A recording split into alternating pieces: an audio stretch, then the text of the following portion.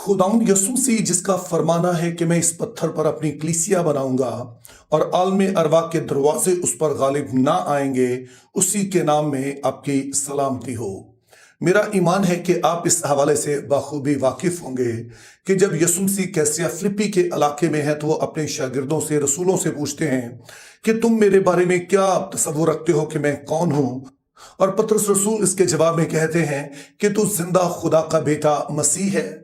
और इसके जवाब में फिर यीशु मसीह कहते हैं कि मैं इस पत्थर पर अपनी कलीसिया बनाऊंगा और आलम अरवा के दरवाजे गालिब ना आएंगे। तो इस हवाले से तीन इंटरप्रिटेशंस पाई जाती हैं। एक इंटरप्रिटेशन जो आमतौर पर जो कैथलिक व्यू इसे कहते हैं, वो कहते हैं कि जब यीशु मसीह ने कहा मैं इस पत्थर पर अपनी कलीसिया बनाऊंगा, तो दरअसल वो मुकद्दस पतरस की बात कर रहे हैं। चूंकि यूनानी जुबान में जो लफ्ज़ पतरस के लिए इस्तेमाल होता है उसका उर्दू तर्जुमा बनता है चट्टान। फिर दूसरा नजरिया जो काफी मोतबर है और उलमा की एक बड़ी तादाद इसके साथ मुत्फिक है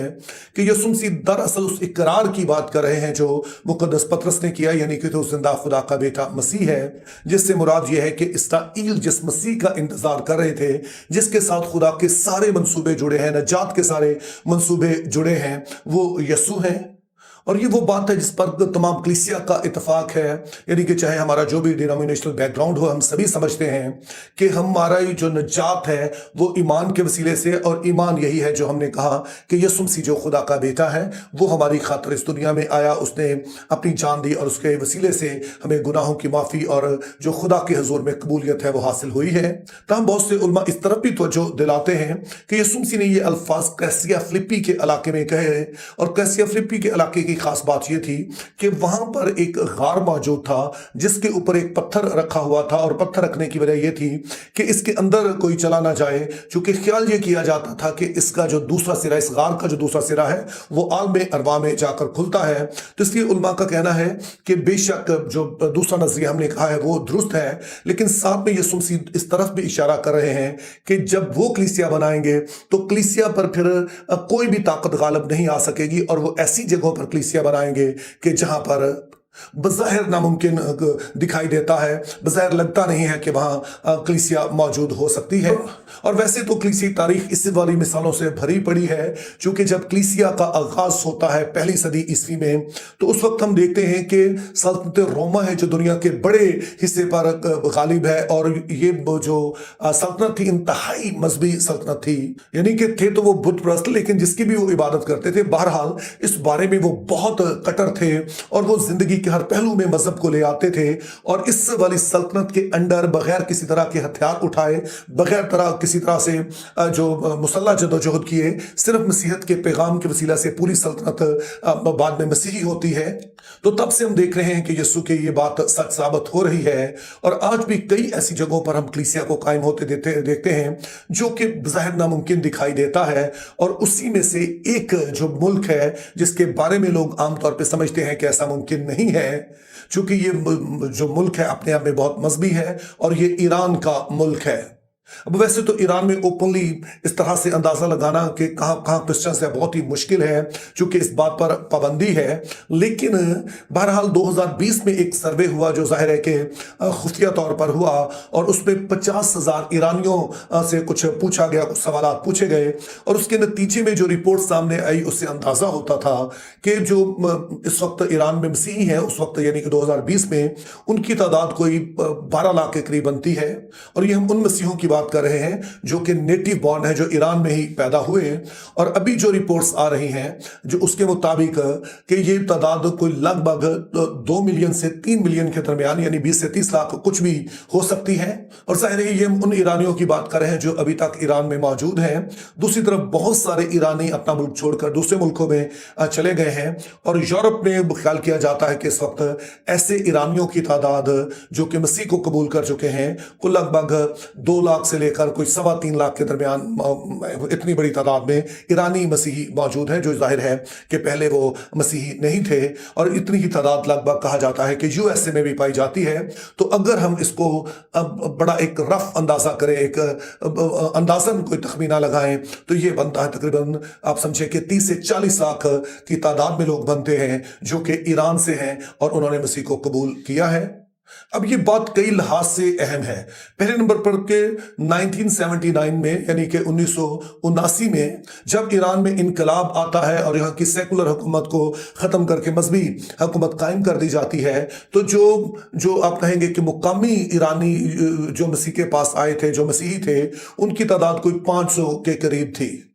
तो अब सोचिए कि पिछले कुछ 47 साल में इस वाली तादाद का यानी 500 लोगों का इतनी बड़ी तादाद में हो जाना कि यानी कि लगभग 30 से 40 लाख लोगों का मसीह के पास आ जाना, ये अपने आप में एक बहुत बड़ी गवाही है। और फिर ये बात इसलिए भी दिलचस्प है, हमारे लिए कुछ हैरत का बायस है, क्योंकि वहां पर आप खुले आम मसीह की मुनादी नहीं कर सकते हैं। इंजील की मुनादी वहां पर पूरी तरह से मना है। यानी कि आप अपने जो वहां पर उन्होंने चंद चर्च हैं, जो कि सीरियन चर्च हो सकता है या ऑर्थोडॉक्स चर्च है, कि वहां पर तो आप इबादत कर सकते हैं, जो मसीही हैं वो इबादत कर सकते हैं, लेकिन उन्हें अपने इंजील की मुनादी की इजाजत नहीं है। जिसका मतलब है कि अगर कोई शख्स ऐसा करता हुआ पकड़ा जाए तो ना सिर्फ उसे सजा मिल सकती है बल्कि उसकी जान को भी खतरा हो सकता है। और फिर तीसरी सबसे ज्यादा दिलचस्प और हैरानी की बात यह है कि वहां पर अपना मजहब बदलने पर पाबंदी है। यानी कि अगर कोई अपना सरकारी मजहब बदलता है ईरान में और फिर वो मसीह को कबूल कर लेता है या किसी और मजहब में चला जाता है, तो उसके लिए सजाए मौत का हुक्म है।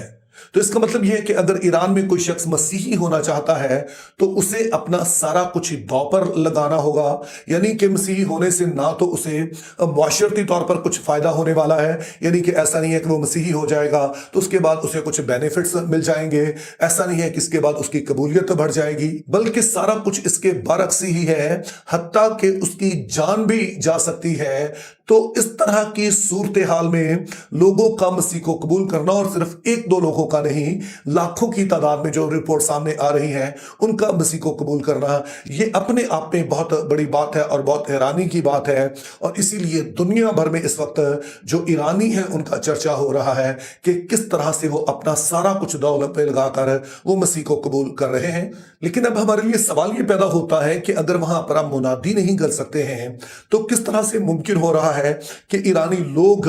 मसीह के पास आ सकें। तो उसकी पहली बड़ी वजह जो बयान की जा रही है वो इंटरनेट है। चूंकि जब तक इंटरनेट मौजूद नहीं था तो जैसे बाकी बहुत सारी क्लोज्ड सोसाइटीज होती हैं, उसी तरह से ईरान भी एक ऐसी ही सोसाइटी थी कि जहां पर लोगों की बहुत ज्यादा जो पहुंच थी वो बाहर की दुनिया से नहीं थी, वो इतने ज्यादा दुनिया के साथ राब्ता नहीं कर सकते थे। क्योंकि जब से ईरान में इनकलाब आया तब से इनका एक ही नारा रहा कि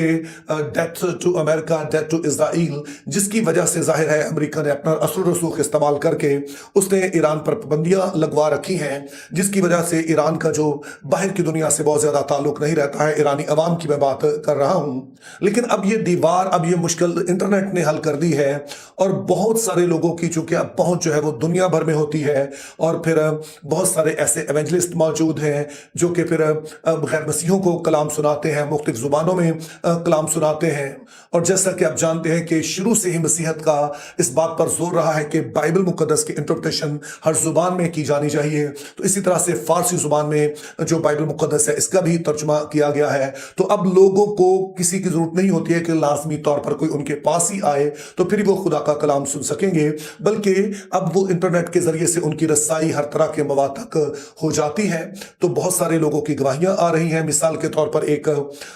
जो खादम है, जो एक पास्टर है, जो अब इंग्लैंड में है, उनका जो सेकंड नेम है वो समदी है। पहले उन्होंने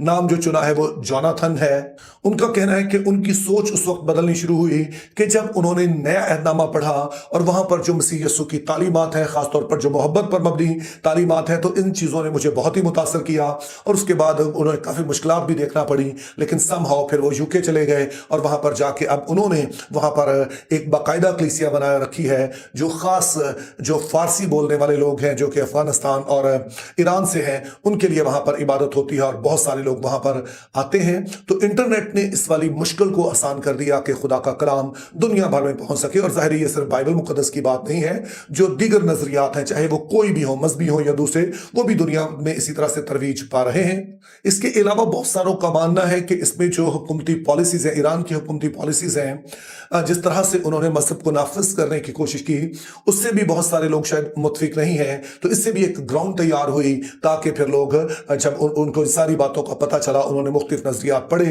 तो उनमें से कई एक लोग जो हैं वो मसीह के पास आ सके। लेकिन तीसरा जरिया जो है वो खुदा की बराह रास्त इंटरवेंशन है, यानी कि यीशु मसीह कई लोगों को, ये तो बहुत सारे लोगों की गवाहियां आती हैं कि उन्होंने ख्वाब में यीशु मसीह को देखा है। और दरअसल हालिया दिनों में मेरी एक ऐसे ही शख्स से मुलाकात हुई जो थे तो अफगानी, लेकिन वो ईरान में काफ़ी अरसा रहा है, चूंकि आपको पता है कि जो अफगानिस्तान का कुछ इलाका है वहाँ भी फारसी बोली जाती है, तो ये बिल्कुल ही समझे कि एक ही तरह के लोग समझे जाते हैं। तो वो कहते हैं कि मैं वहाँ पर था और मैं इतना तंग आ गया था अपनी ज़िंदगी से कि मैंने बहुत सारी कोई नशे की गोलियाँ खा ली और मैं बेहोश हो गया। और मुझे जब लेके गए हॉस्पिटल में तो कहते हैं कि इसी दौरान में मुझे एक शख्स दिखाई दिया जो ज़ाहिर बात में, वो कहते मुझे पता चला यीशु मसीह हैं। तो उन्होंने मुझे कहा कि तू मेरे पीछे हो ले, तू मेरे पीछे चल, तो मैं तुझे इन सारी मुश्किलात से, तेरी ये सारी जो ज़हनी परेशानियां हैं, इनसे निकाल दूंगा। तो अभी ये भाई जो है ये एक यूरोप के एक मुल्क में मौजूद है और बड़े ही एक पुख्ता ईमानदार है, मसीही ईमानदार बन चुके हैं। तो ये सिर्फ इस भाई की गवाही नहीं है, बल्कि ऐसी लातादाद गवाहियां, आप सिंपली यूट्यूब पे जाएं, वहां पर जाके आप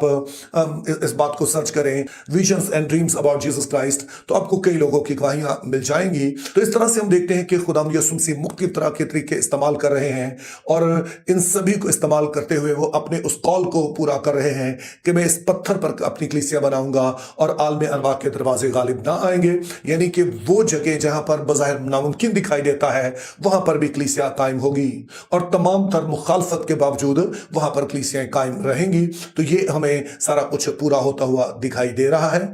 तो इस तरह से मेरे अजीजों, आप जो इन वीडियोस को देखते हैं, आप जरूर इस बात के लिए दुआ करते रहिए कि दुनिया भर में जिस भी जगह पर, जिस भी मुल्क में लोग हैं और वो मसीह के मुतलाशी हैं, वो मसीह तक पहुंचना चाहते हैं, तो खुदा ऐसा इंतजाम करे ताकि वो मसीह को कबूल करें और हमेशा की जिंदगी पाएं। Think biblically, live purposefully, have a very good day.